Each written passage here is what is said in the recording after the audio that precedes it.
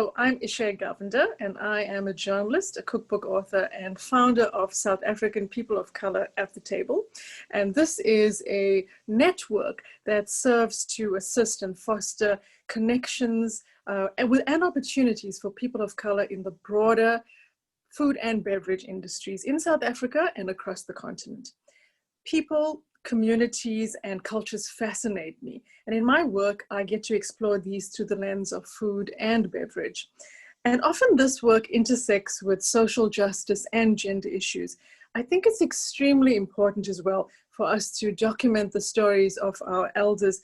And you will find that as we get older and as our own worlds expand beyond our families and beyond our own communities, these stories, be it truth or myth, get forgotten. And this is why I encouraged every cook that I met when I traveled around the country documenting curry stories and recipes to write down their recipes, to document these memories, and even if it meant having their grandchildren assist them to do this. So one of the things you'll find in many South African cultures, and particularly for people of color, is that ours have been oral histories passed down from generation to generation. So, and why is that important? So I thought we could use our topic today, which is the history of Cape Malay, or specifically Cape Muslim, and we'll get into the distinction later, to explore why it's so important to query and question oral histories, and why we need to do a lot more to set the record straight and to document these histories. So I just mentioned oral histories.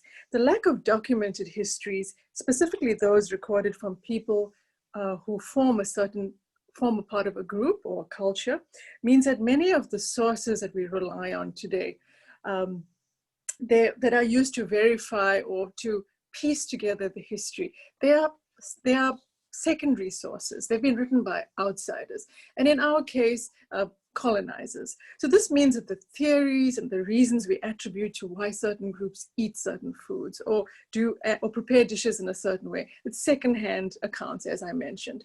And oral histories, as is the nature of the practice, also get diluted, and over time they aren't always accurate. So if you think about in your own situation, if you ask your grandmother why she adds a certain spice to a dish, or you ask her why she puts things in a particular order, there's a very likely chance that she's going to say it's because my mother did it this way.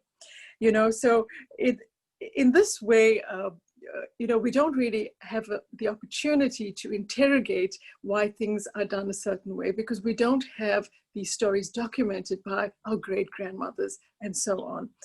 The other thing I'd like to mention is when it comes to certain foods that people consider strange or exotic, and exotic is definitely a term that we need to eliminate, as a lot of my food journalist friends say, exotic to whom?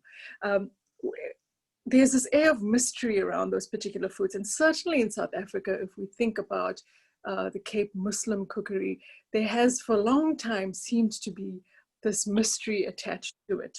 So to understand, earlier on I'd mentioned that there's a distinction perhaps between Cape Malay and Cape Muslim. So to understand why some people may find this term problematic, we need to understand why it's used.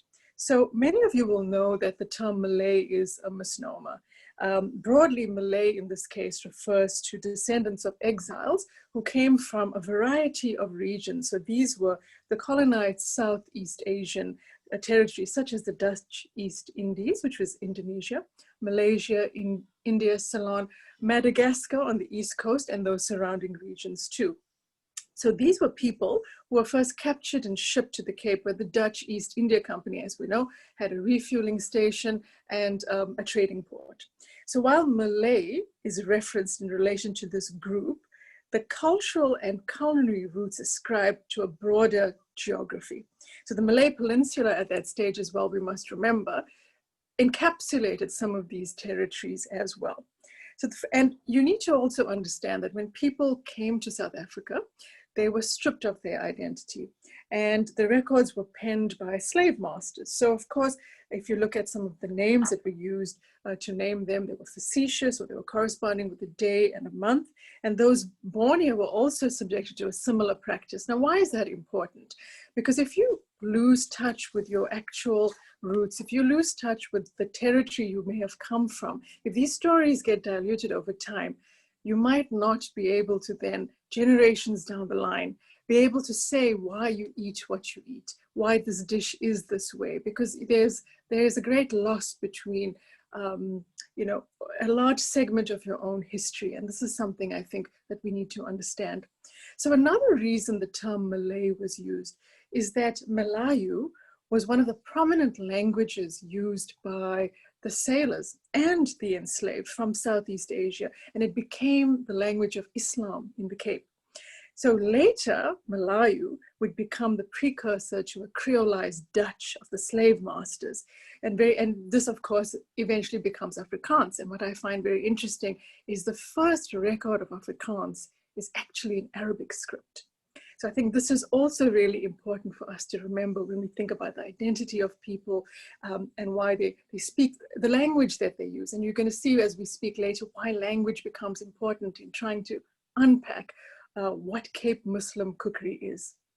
So I also want to refer you to something that the researcher and poet Rustam Kuzain said to me when I was looking at this topic. And he said, as a child, I learned that Cape Malay was an apartheid term, and the primary determinant in my identity was Muslim. Now, the reason he says this is Cape Malay was also a government directive, and it was a term that was used broadly even to Muslims who didn't have a direct link to the slave trade. So for example, if we think about Muslims who came from India, it was almost used to distinguish the Cape Malay folks from colored folks. And what we do know is by marriage and by just by living side by side, this is not really accurate, because people did mix in these communities, and so did the food languages as well. So the roots of Cape Malays actually lie more accurately in Indonesia. Places like Aceh and Sumatra, Sulawesi and Java. So you will know that a lot of the Islamic political rebels who came here were actually from Aceh. And you will see that the food of Sumatra, particularly Aceh, contains spices found in Indian and Arabic cookery. So things such as cardamom, stanis, cloves, nutmeg. And Sulawesi foods are known to be fiery. And if you think about all of this, some of this still endures in the Cape Muslim cookery today. When you think about curries, they may not look the way they do in Indonesia today, but also remember that curries were introduced by Muslims from India, and they become quite a feature in the Cape Muslim cookery that we associate with the region as well. So I spoke to food historians Sri Owen and William Wongso as I was trying to piece together this idea of exactly what is Cape Muslim cooking and how is it linked to Indonesia or Malaysia. And you know, both of them, who are well respected with multiple book titles behind their names, said to me that they had no familiarity with the long departed enslaved or what Cape Malay food tastes like. And then Singaporean chef Violet Oon, who has these very deep ties to Malaysia, she had a look at I sat with her and she had a look at a whole set of Cape Malay recipes. And then she said, give me some time to think about it. And she came back and she said to me, most of these recipes sound alien to me and mainly Southern Indian influenced. Probably it was adapted over centuries. So we know that chilies in the form of chili pastes and masalas are used in Cape Malay cuisine. But the Cape recipes lack the common Malay elements, as Violet Oon said to me, and these are shallots, belacan, which is a shrimp paste, lemongrass, and galangal.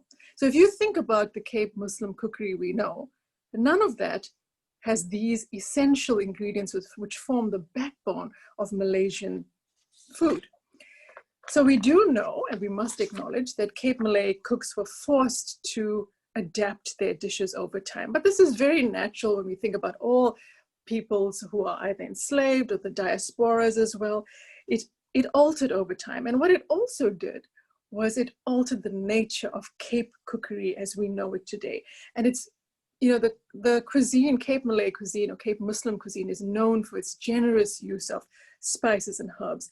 And the cooks, the Cape Malay cooks of the time, were the most prized slaves. So if you think of Afrikaner historian C. Louis Leopold, he sets out in Leopold's Cape Cookery, where he says, undoubtedly, the most potent influence on Cape cookery has been the methods, tastes, and culinary customs of the Malay cooks. So in his accounts, you will read that, he details the artistry and the cooking prowess, specifically of the female Malay cooks. He credits the Cape's rich cuisine to their skill and their cultural influence. But of course, interestingly, Leopold doesn't comment on their enslavement.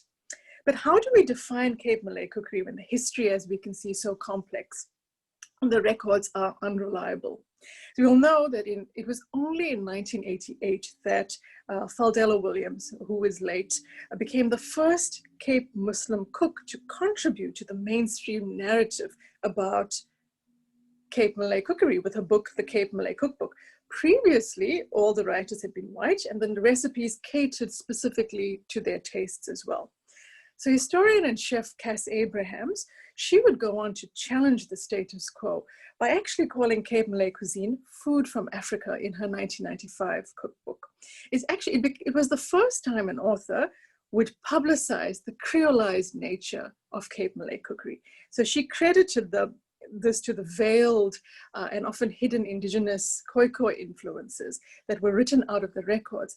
And we also know that within the Cape Muslim community, traditionally, this is a lineage that wasn't widely acknowledged because a lot more emphasis has been placed on the importance of the Eastern roots. But this is something we must consider when we look at how this body of cookery, of Cape Muslim cookery, appears today, and how it appears today because of the exchange that happened with the indigenous people as well.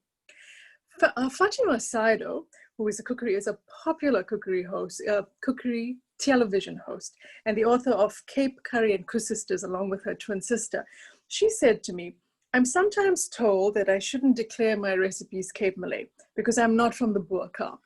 But I say Cape Malay is not a geography, it's a lifestyle, it's tied to our roots.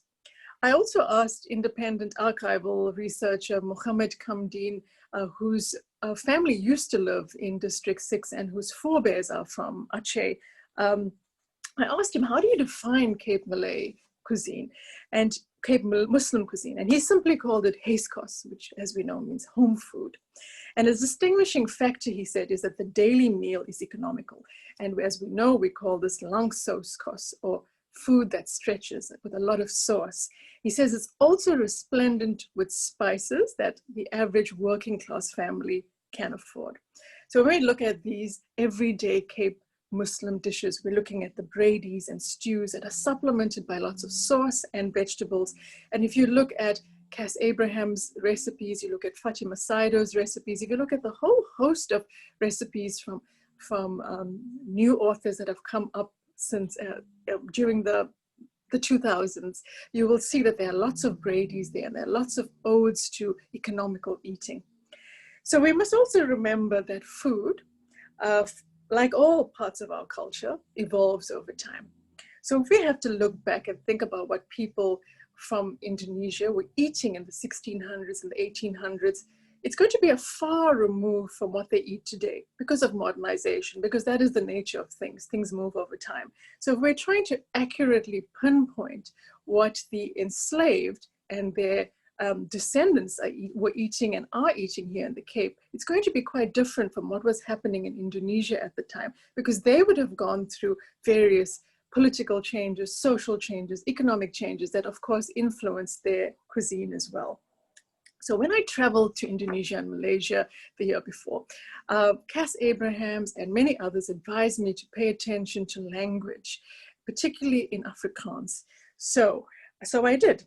And I picked up many similarities of food words Indonesian words that are familiar to me, like sop, meaning soup in Afrikaans, pisang or banana, terima kasih, which is thank you, belacan, which is chutney in Afrikaans. And of course, this may be related to the belacan that I mentioned earlier, the shrimp paste, which is similar in pronunciation. If we look at the word buttercock, it means to pound, which is could be likened to bobotie. And certainly Cass Abrahams has said that. Bobotie, we know, is a signature dish in the Cape made of spiced mince and a savory custard topping. It is also made by the Afrikaners. And I think it sort of becomes futile if we try to say who made this dish first, because we must remember that at a certain time, food inspiration was traveling between conquered lands and conquerors and the conquered with wild abandon. We should also consider dishes like societies. Now we know that there's an Afrikaner society, there's the Cape Malay society. It could very well be linked to Malaysian satay, S-A-T-A-Y, or Indonesian satay, S-A-T-E, with a little emphasis on the E. Deng deng is a West Sumatran dish made traditionally of water buffalo. So the meat is dried, sliced, very much like American jerky, I suppose, like a drier version of our bultong, and it's pounded and it's very heavy on the chilies. Now, many say that deng deng is a precursor to our Denenvlees, which is a dish that Fatima Saido says to me is prepared when times are plentiful and you have money for meat. So if we look at these, language plays such an important role when we analyze our food histories. And in the Cape, dishes appear to live dual lives because we look at the lives of both slave and masters. We look at kusisters and cooksisters, for example, Cape Malay and Afrikaner versions of bobotie, societies, bradies. I'm reminded about a line from historian Habiba Badaroun's book called Regarding Muslims from Slavery to Post-Apartheid, where she says that even under repressive conditions, enslaved cooks created a new language of food, influencing the palates of the oppressors in the process. And we can certainly see this living legacy of the Cape Muslim cuisine in the Cape today as it appears in the Boer Cup and all around as well. I would really like to encourage you to remain curious about people, about cultures. You are in the ideal line of work to explore food cultures particularly, and to question the records that are presented to you as fact. And also, if you get an opportunity, please encourage your moms, your aunts, your grands to record their stories and recipes. And if you have some spare time, help them to do it yourself as well. Thank you so much.